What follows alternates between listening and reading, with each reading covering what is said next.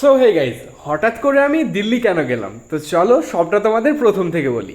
তো as usual সেদিন নাইনা খালের ডিএলএড এর এক্সাম ছিল, যেটা কিনা হচ্ছিল ডোমকলে, যেটা তোমাদের এর আগের ভিডিওতেই শেয়ার করেছি। তো এক্সাম শেষে আমাদের না কিছু খেতে ইচ্ছা করে চটপাটা। তো আমরা ভাবলাম যে একটা ভালো রেস্টুরেন্টেই যাওয়া যাক।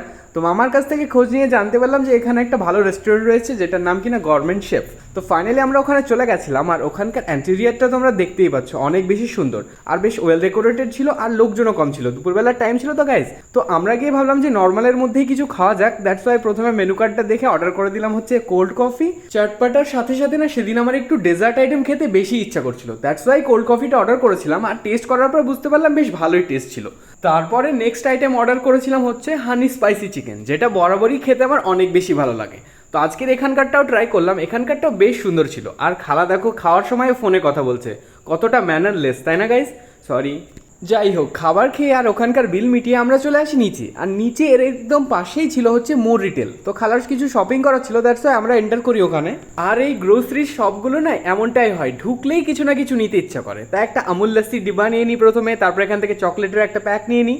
আর এর একদম পাশেই দেখলাম একটা ওয়াটার বটলে ঋত্বিক রোশনের ছবি দেওয়া আছে। তো ভাবলাম যদি খেয়ে ঋত্বিক রোশনের মতো হওয়া যায়, তো সেটা একটা নিয়েছিলাম। জাস্ট ভাট বকলাম গাইজ, এসব আবার কে কিনতে যায় শপিং মলে। তারপরে এই সাইডে এসে দেখলাম নায়না খালার শপিং তো প্রায় কমপ্লিট। তো আমাকে আরো কিছু জিনিস নিতে বললো, তো সেগুলো নিলাম। তারপরে খেতে ইচ্ছে করছিল আইসক্রিম। তো আইসক্রিমের কন্টেনারটা খুলে বেশ কিছু আইসক্রিম নিলাম। তারপরে এখানে চলে আসলাম বিল করানোর জন্য।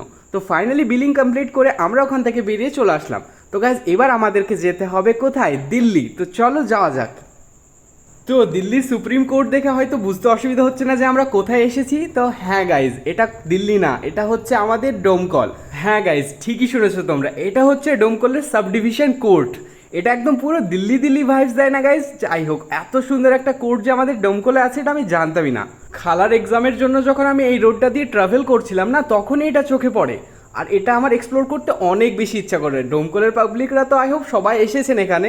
তো দেখো গাইজ, এখানকার সব থেকে আই ক্যাচিং ব্যাপারটা না আমাদের তিরঙ্গাটা। দেখো কত সুন্দর লেহরাচ্ছে, দেখতে কত বেশি অসাম লাগছে। সো আজকে অনেক বেশি ঘোরাঘুরি খাওয়া দাওয়া সবই হলো, তো এখন বাড়ি যাওয়ার পালা। তো আমরা এখন বাড়ি যেতে থাকি। আর তোমরা এরকম ভিডিওসের জন্য আমার ফেসবুক পেজটাকে ফলো করে নিও।